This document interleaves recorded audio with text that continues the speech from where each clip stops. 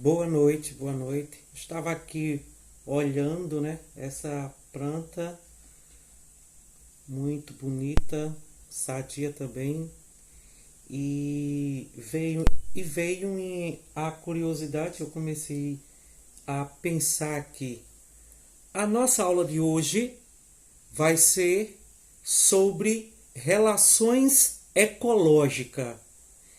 E talvez alguém possa me questionar o que seria relações ecológicas ou controle biológico, que algumas pessoas falam de controle biológico e outros falam de relações ecológicas.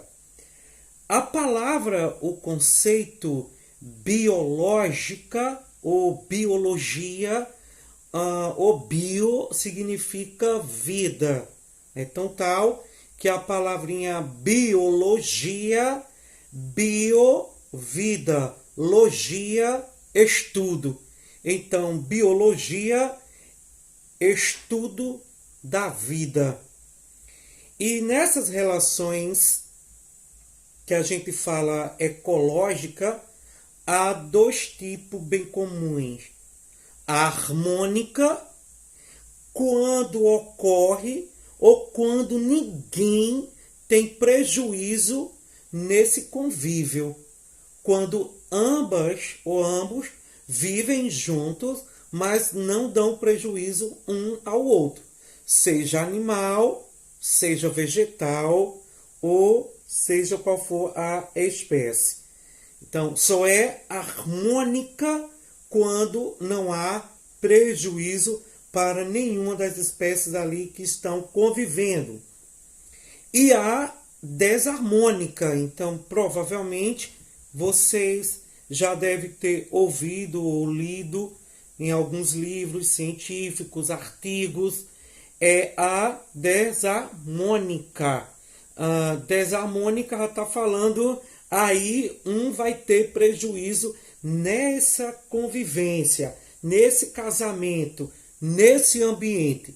Então, a harmônica, ambos convivem junto, de boinha, sem problema nenhum. Desarmônica é muitas discussões, muitas brigas, né? Então, não dá ali para ambos viver em paz.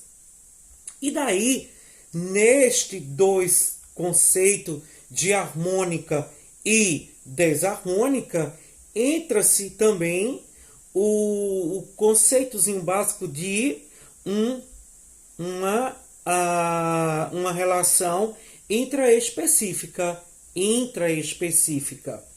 Que quer dizer entre as espécies.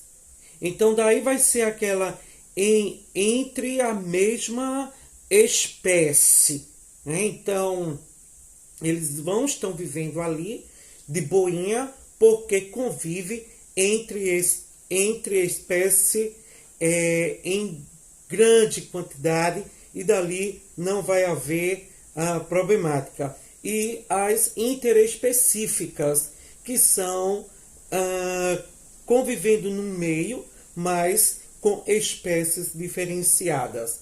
Então daí nós vamos ter esses contextos que podemos falar desse controle biológico ou dessa relação ecológica no nosso dia a dia.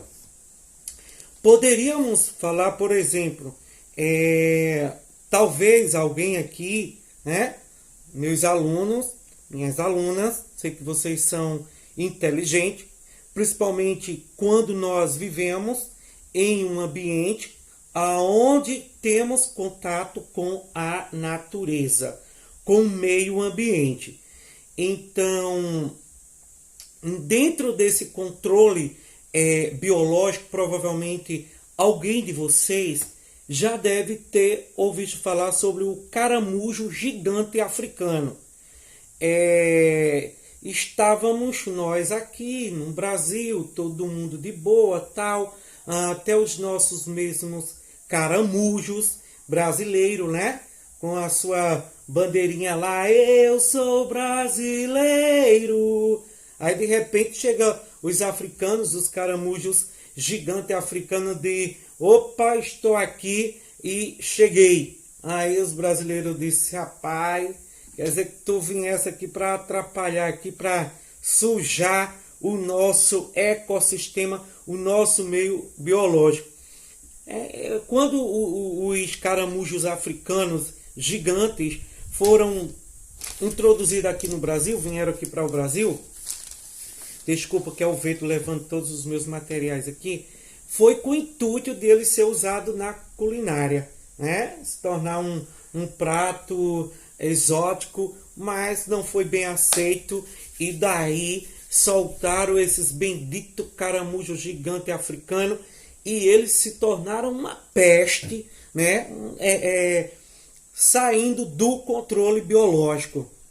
E daí vieram as manifestações, as degradações, as contaminações e doenças promovidas, causadas por ele também, e os ataques às lavouras das pessoas em grandes regiões e setores produtivos da região e do nosso país. Não apenas esse caramujo ficou restrito a uma região, mas se espalhou por todas as regiões brasileiras. Então se tornou-se uma praga, o caramujo gigante africano. Então daí a gente vai ter o quê? Quando a gente fala de controle biológico, não teve por quê? Porque ele fugiu do controle e até hoje está descontrolado. Ele tem uma forma de reprodução bem rápida, animais de espécies, né? De competição. Então, eles são promove uma competição com os demais ou com as demais espécies. E daí a gente tem as dificuldades, né? Quando eu falo a gente, hoje não se tem um programa que venha combater, acredito, biologicamente, essa praga que ele se tornou aqui no Brasil. Então, quando a gente fala do caramujo africano, ele está incluso dentro do processo de quê? De competição.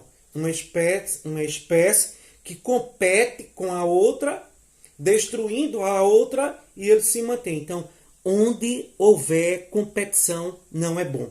Sempre um vai sair perdendo. Ah, mas professor, mas não é bom porque um vai ganhar. Sim, é bom para um, mas para os demais não vai ser. Então, onde eu sempre digo, tem competição, vai sair um ou mais perdendo, e daí não é legal.